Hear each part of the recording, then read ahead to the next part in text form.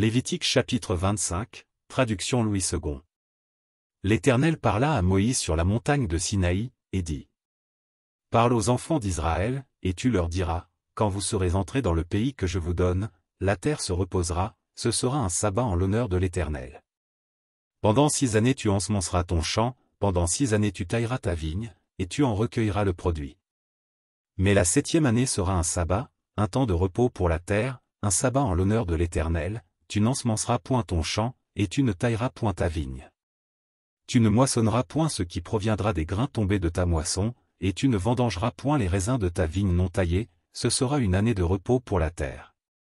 Ce que produira la terre pendant son sabbat vous servira de nourriture, à toi, à ton serviteur et à ta servante, à ton mercenaire et à l'étranger qui demeure avec toi. Ton bétail et aux animaux qui sont dans ton pays, tout son produit servira de nourriture. Tu compteras 7 sabbats d'année, 7 fois cette année, et les jours de ces 7 sabbats d'année feront 49 ans. Le 10e jour du 7e mois, tu feras retentir les sons éclatants de la trompette, le jour des expiations, vous sonnerez de la trompette dans tout votre pays. Et vous sanctifierez la 50e année, vous publierez la liberté dans le pays pour tous ses habitants, ce sera pour vous le jubilé, chacun de vous retournera dans sa propriété, et chacun de vous retournera dans sa famille. La 50e année sera pour vous le jubilé, vous ne sèmerez point, vous ne moissonnerez point ce que les champs produiront d'eux-mêmes, et vous ne vendangerez point la vigne non taillée. Car c'est le jubilé, vous le regarderez comme une chose sainte. Vous mangerez le produit de vos champs. Dans cette année de jubilé, chacun de vous retournera dans sa propriété.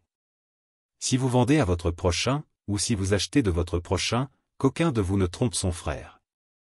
Tu achèteras de ton prochain, en comptant les années depuis le jubilé, et il te vendra, en comptant les années de rapport.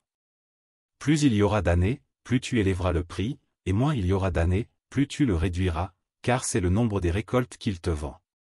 Aucun de vous ne trompera son prochain, et tu craindras ton Dieu, car je suis l'Éternel, votre Dieu. Mettez mes lois en pratique, observez mes ordonnances et mettez-les en pratique, et vous habiterez en sécurité dans le pays. Le pays donnera ses fruits, vous mangerez à satiété, et vous y habiterez en sécurité. Si vous dites, que mangerons-nous la 7e année, puisque nous ne sèmerons point et ne ferons point nos récoltes? Je vous accorderai ma bénédiction la 6e année, et elle donnera des produits pour 3 ans. Vous sèmerez la 8e année, et vous mangerez de l'ancienne récolte, jusqu'à la 9e année, jusqu'à la nouvelle récolte, vous mangerez de l'ancienne. Les terres ne se vendront point à perpétuité, car le pays est à moi, car vous êtes chez moi comme étrangers et comme habitants. Dans tout le pays dont vous aurez la possession, vous établirez le droit de rachat pour les terres. Si ton frère devient pauvre et vend une portion de sa propriété, celui qui a le droit de rachat, son plus proche parent, viendra et rachètera ce qu'a vendu son frère. Si un homme n'a personne qui ait le droit de rachat, et qu'il se procure lui-même de quoi faire son rachat, il comptera les années depuis la vente, restituera le surplus à l'acquéreur, et retournera dans sa propriété. S'il ne trouve pas de quoi lui faire cette restitution, ce qu'il a vendu restera entre les mains de l'acquéreur jusqu'à l'année du jubilé, au jubilé, il retournera dans sa propriété, et l'acquéreur en sortira. Si un homme vend une maison d'habitation dans une ville entourée de murs, il aura le droit de rachat jusqu'à l'accomplissement d'une année depuis la vente, son droit de rachat durera 1 an. Mais si cette maison située dans une ville entourée de murs n'est pas rachetée avant l'accomplissement d'une année entière, elle restera à perpétuité à l'acquéreur et à ses descendants, il n'en sortira point au jubilé. Les maisons des villages non entourés de murs seront considérées comme des fonds de terre, elles pourront être rachetées, et l'acquéreur en sortira au jubilé. Quant aux villes des Lévites et aux maisons qui l'y posséderont, les Lévites auront droit perpétuel de rachat. Celui qui achètera des Lévites une maison, sortira au jubilé de la maison vendue et de la ville où il la possédait, car les maisons des villes des Lévites sont leur propriété au milieu des enfants d'Israël. Les champs situés autour des villes des Lévites ne pourront point se vendre, car ils en ont à perpétuité la possession. Si ton frère devient pauvre, et que sa main fléchisse près de toi, tu le soutiendras, tu feras de même pour celui qui est étranger et qui demeure dans le pays, afin qu'il vive avec toi. Tu ne tireras de lui ni intérêt ni usure, tu craindras ton Dieu, et ton frère vivra avec toi. Tu ne lui prêteras point ton argent à intérêt, et tu ne lui prêteras point tes vivres à usure. Je suis l'Éternel, ton Dieu, qui vous ai fait sortir du pays d'Égypte, pour vous donner le pays de Canaan, pour être votre Dieu. Si ton frère devient pauvre près de toi, et qu'il se vende à toi, tu ne lui imposeras point le travail d'un esclave. Il sera chez toi comme un mercenaire, comme celui qui y demeure, il sera à ton service jusqu'à l'année du jubilé. Il sortira alors de chez toi, lui et ses enfants avec lui, et il retournera dans sa famille, dans la propriété de ses pères. Car ce sont mes serviteurs, que j'ai fait sortir du pays d'Égypte, ils ne seront point vendus comme on vend des esclaves.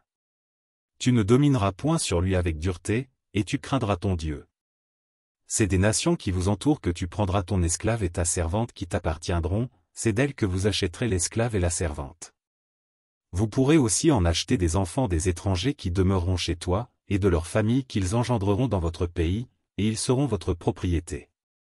Vous les laisserez en héritage à vos enfants après vous, comme une propriété, vous les garderez comme esclaves à perpétuité. Mais à l'égard de vos frères, les enfants d'Israël, aucun de vous ne dominera avec dureté sur son frère. Si un étranger, si celui qui demeure chez toi devient riche, et que ton frère devienne pauvre près de lui et se vende à l'étranger qui demeure chez toi ou à quelqu'un de la famille de l'étranger.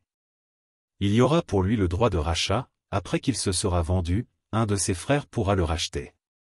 Son oncle, ou le fils de son oncle, ou l'un de ses proches parents, pourra le racheter, ou bien, s'il en a les ressources, il se rachètera lui-même.